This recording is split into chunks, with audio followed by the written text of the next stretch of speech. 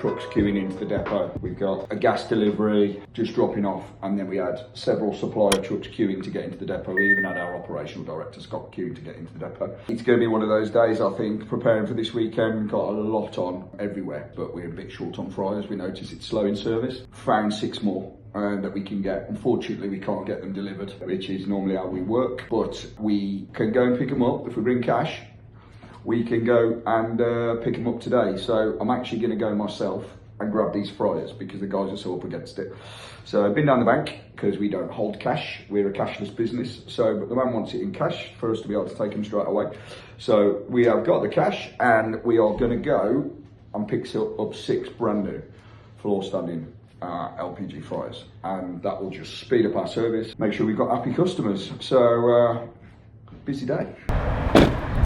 Right, so just back now from picking up these fryers. When we were last on site, we got hit by a few additional numbers on one of the race courses from some free tickets that went out that we didn't know were going to come in, and nor did the race course. But because of that, we'd prepared for the volumes that we thought were on site, and we feel now we carry additional stock just in case this happens. But actually we found that the fryers were the right amount of fryers for the attendance we expected, not for any additional attendance. So we're bulking those up to make sure if we do get hit, the speed of service is just nice and quick. We had a couple of customers that weren't happy, and that just very, very rarely happens with us. So we've reacted to that feedback. We've just spent about £8.5 on some new fryers, floor standing, 30 litre, lots of oil, lots of heat, and they're really, really quick. So the oil doesn't cool when you're hitting them really hard with lots and lots of cold fries or any products like that. So they will dramatically speed up the service. We found that our staff are waiting sometimes on fries. So far today, we have had about 30,000 quid's worth of stock dropped off. So this week we are going to be putting food courts, these are multi-brand food courts, going into Oxford, going into Windsor Racecourse, going into Southwell Racecourse, Bath Racecourse, Doncaster Racecourse, and Stratford upon Avon as normal. All these have to be pre-built. So what our guys are doing now is we've got one truck that's already gone out, is on its way to Doncaster to build those for that racecourse. The other trucks now are getting loaded. We also got some vans on hire for the slightly smaller jobs because we're so busy. So they're all getting loaded, and then over the next couple of days they'll all start going out, start getting everything pre-built. So by the end of the week, by the time we reach the weekend, everything is in and built, and it's just a case of us getting the stock there to them. What I wanted to do was have a bit of a walk round and show you the process that we have to be able to do thousands of meals of different cuisines all around the country, because I've got a really key team that actually I feel you guys don't get to see enough. These guys really are producing the magic behind the scenes. I just win the contracts. These guys do the hard work. Right, so we'll go in. So it's a little bit chaotic, so you have to excuse the mess. So our depot is a good size, but probably a little bit small for the size of company that we are now. But it's so fantastically located. We've got room for all of our trucks in this yard. We've got our LPG storage, which meets Code of Practice 7, and we've got a whole load of facilities here that are perfect for us. They're very difficult to find, so we try and make it work, but because of it, it can be on weekends that are this busy, it's quite chaotic. So we got one van that's almost ready to go out there, so that's almost loaded now. Starts with your marquee structures, and then we build the internal kitchens inside of it, so you can kind of see, they're collapsible food grade tables. Very, very expensive they are, but they are ideal for what we need. So we have to have a lot of those. So we pop up the tables, we'll put in the floor standing fryers in there, we'll put in all the tabletop equipment, connect up all the gas to it, and then we'll finish it by putting the counters into it, the signage and the menus, and make it look aesthetically pleasing outside. We'll put flowers up and plants in there and just make it look really nice. So it's essentially a pop-up kitchen, a mobile kitchen, and everything is built from scratch. This is only a small one, so this is going out. I think that's going to have probably 3 concessions in there. Some of our bigger trucks will carry up to 9. These are almost ready to go out. Like I say, one's already gone out, that one's about to go out. We've got one over the far side there that the guys are just finishing loading now. So that will be going out soon as well.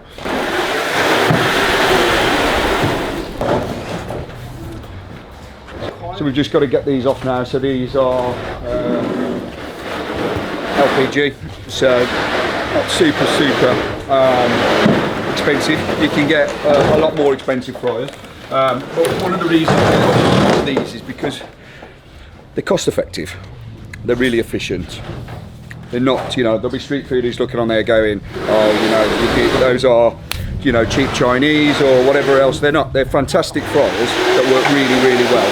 That virtually never let us down as long as you look after them. But the difference with it is, with ours, you don't spend an absolute fortune on really, really expensive ones.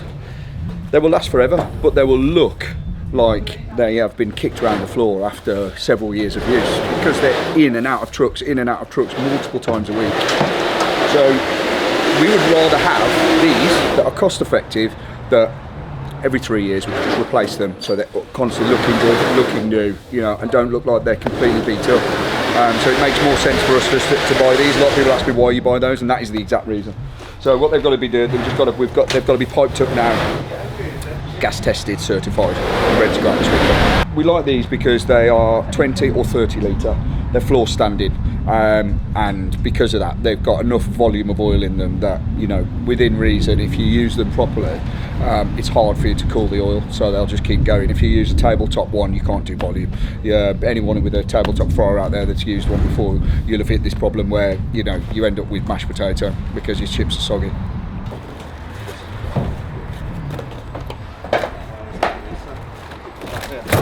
Just whiz them over there. As long as they're off the road, that's fine.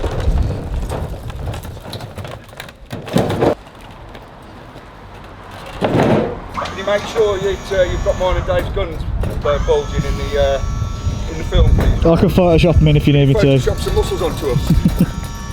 Onto Dave, I mean. Look at Dave flexing his head. Yeah, did you see Dave? He was straining in the face and he was getting him off.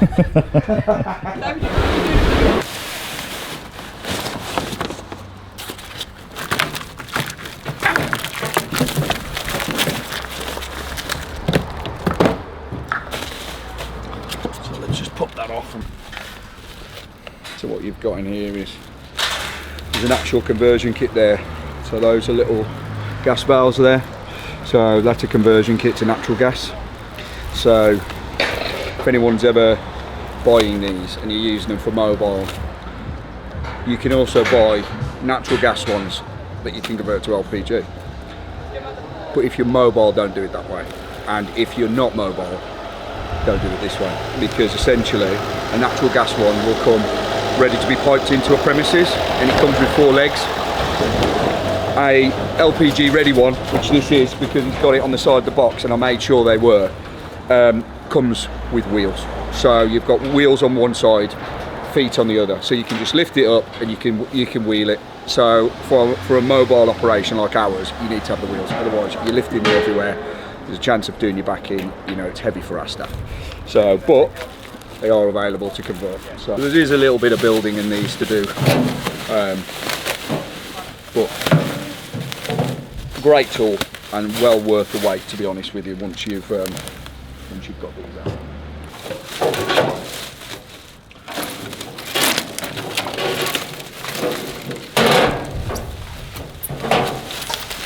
As you can see, they've got like a decent well on the top, which is what is the key really to the volume. So 3 burners in there, which again is key to keeping the oil hot. So they're a 3 burner, and by the time you've filled it up to the max level, which is there, I think these are probably 30 litre by the looks of those. So I do prefer the 20 litre because they're also 3 burner, so they tend to burn slightly hotter, but they're very hard to get hold of these days. They pretty much make them all 30 litre these days. So and then you basically just got your drain tub there. So basically you would do that and it will just drain straight out of there like that. It does come with a little pipe that is in there, and you screw that on and it will come down to there. So a lot of people wonder how we transport our oil, especially if it's warm. So what we do is you can buy the veg oil in plastic drums or metal drums. The metal drums are more expensive, but for a mobile operation you need to use the metal drums for safety, because that oil will take a long time to cool. So if you've just finished your operation, you turn it off and you leave this to the last job, and then what you do is you start breaking down everything else, you start cleaning everything else, you leave it as long as you possibly can, and hopefully by that point it's cooled enough so that when you drain it into those drums, it goes into those drums and it's safe to transport. we try and transport ours into something like cages or something that stops them tipping over, because if you tip over several 20-litre drums of vegetable oil in the back of your truck, you're going to have it will also pour down the motorway all the way down on the roads, which is very dangerous. So you've got to make sure they're secured properly. We just need to now bit of pipe work on the back here. So that is the top section. So what we've got now in there is, that's your gas pipe, and that needs a 3/4 or 1/2 inch, I'm not exactly sure which one it is, Fulham nozzle that's called. So it is essentially a screw on the one side and an area where you can push the pipe on the other side. So it's basically the thread there, and it comes with a small piece of pipe which you're able to push on. And when you push these on, they have to meet gas regulations. You can't use Jubilee clips. A lot of street food people use Jubilee clips. They won't meet gas regs. So that is an O-ring, and it's a crimp ring. And what you have to do is push that onto your gas pipe and you crimp it on. And you have to use the special pliers, which is why I said I'm not using the right pliers earlier, because this is the crimp pliers for these. So what will happen is, once you've put that on the gas pipe, you crimp that down, and that will then crimp that tight against your gas pipe. And then once that's tight around there with your flexi hose, and then we will put onto that a quick release coupler, so that we don't have to be undoing a regulator every time. We can just pop the quick release coupler off, push the fryer away, and that's it really. But you must use those, otherwise it won't meet gas regs. But we'll go through and see. It's your turn to shine, you guys in here. So over the feature Instagram, I'm already shining. there you go. Then look, see. So you're used to it already. As you can see, there is very little room in here now. It's a reasonable size, but we've got, I don't know, 30 odd trolleys in here now that have been delivered. So what the guys are trying to do is decant all the stock off, repack it all, and then get everything packed into very specific. So this is a picking sheet, and on that it gives every single detail of what needs to be packed, frozen, fresh, ambient, and all of that is being packed based on a forecast that has come from Scott upstairs. And that forecast will be how many people we think we're going to sell to, and then those ingredients for each of those dishes is broken down into that. So it has to be done for every single brand, every single meal, every single site. So it's very detailed. And Anita is in charge.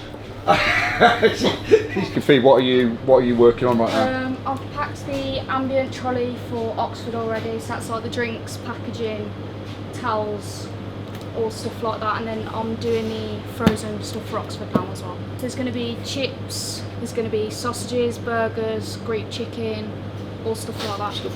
It's a tough job. There's a lot to do, a lot of detail. We'll pop upstairs and I'll go through a few of the bits of what they do upstairs for the information to reach down here. So just as we go out the packing area, just through here, we've just got a little bit of a staff area. So in here we've got coffee machine, drinks fridge, an area sometimes where people either have their lunch out of the packing area, or obviously people will wait here if they've got here for interviews or meetings or whatever else. So coffee machine's complimentary. A lot of the staff, when they start their shift, will come into here. Once they've finished loading the trucks ready to go out, they will come in here, they'll all grab themselves a coffee. So we've got biodegradable, disposable, and they'll just pop a lid on, take it in the trucks, take it in the vehicles with them. That's all on us, and they'll head off to site. A little bit of a waiting area, and then up to the offices up here. So it's not very glamorous, but it works really well for us. This is Adam, our accounts manager. So this is Leanne. Leanne, are you camera shy? No. No, sounds okay, great. So Anita's hiding in the chokey down there. Scott, our ops director, and then Leanne is admin, office management. She does all the rostering and everything else. You've kind of got a process that comes from me booking in the events and getting those deals over the line. Once we've got those deals over the line, they're pretty much passed then with the information to Scott.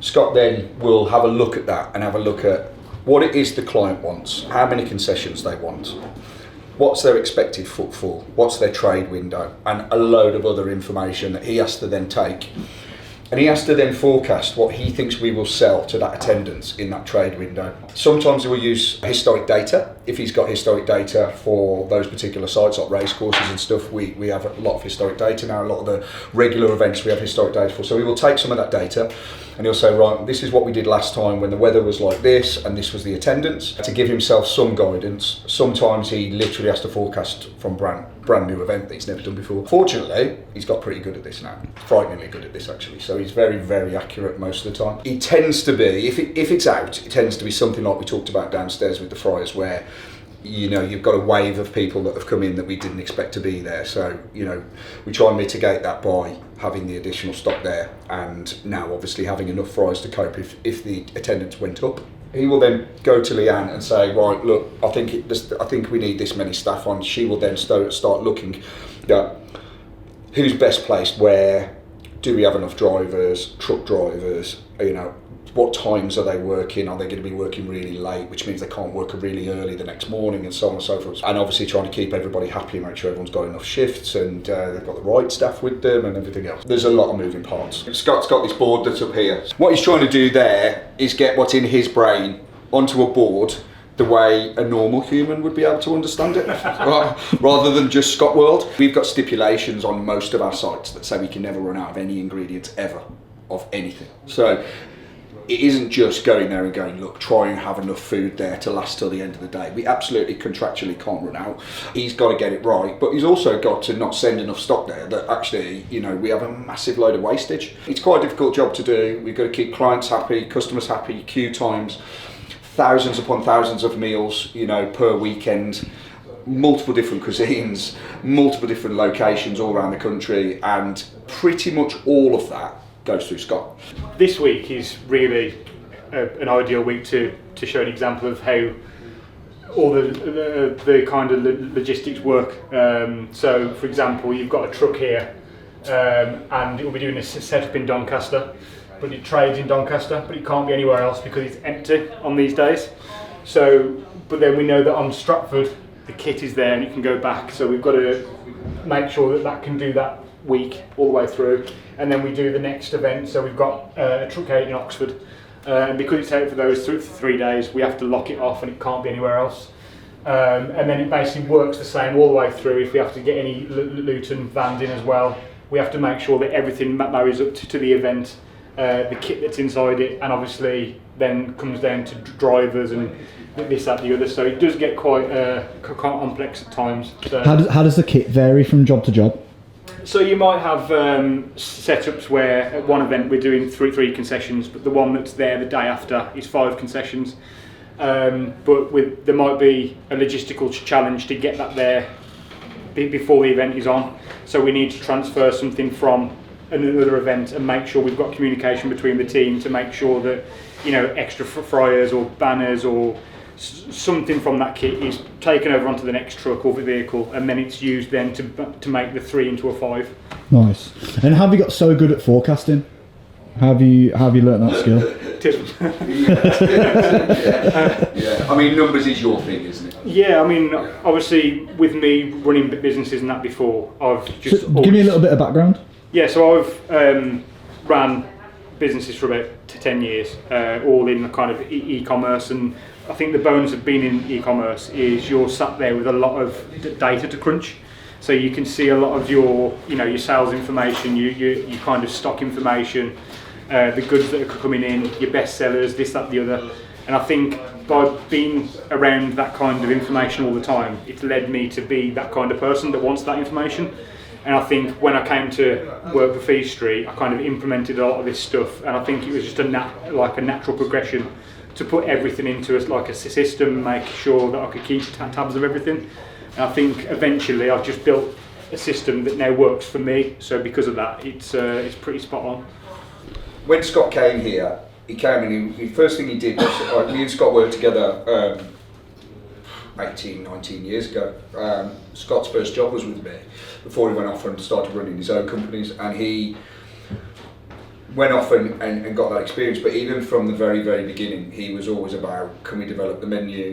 He's 16 years old, and when he first came along, he got no customer facing experience. He kind of didn't come across that well straight away and everything else. And literally within like kind of a week and a half, he was almost kind of giving an air of a managerial air of, you know, presence that he had, and you know, he's just changed like that. You know, he's coming across really well to the customers, very confident. Then he started saying to me, I think we need to develop the menu, I think we can drive better sales, and he was just naturally entrepreneurial from the start. So I always thought, you know, this is probably going to be short-lived, he's going to end up doing something for himself, which he did. And then when Scott came back into this company, he came back and went out on site, because he hadn't done it for a long time, spent about six to 10 months, maybe even a little longer than that, out on site, getting his head around the fact that the model that we've got had changed from the days he was with us. How long ago was that, for context for the audience? 19 years ago. So, you know, it's a long time ago, and obviously then we only sold kind of hot dogs and chips and things like that, and it was always fantastic quality stuff. We started out trying to, you know, improve food that you get in the street or at events. So everything we bought was fresh and award-winning and everything else. So even if it was a hot dog, it was, you know, a game-changing hot dog for what people were used to back then.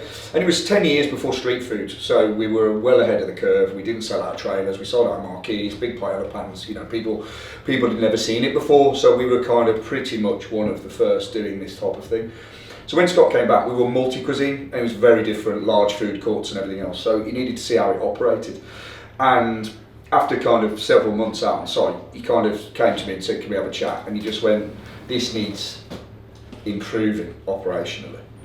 And I was like, really? And he was like, yeah, honestly. He said, I can make this so much better.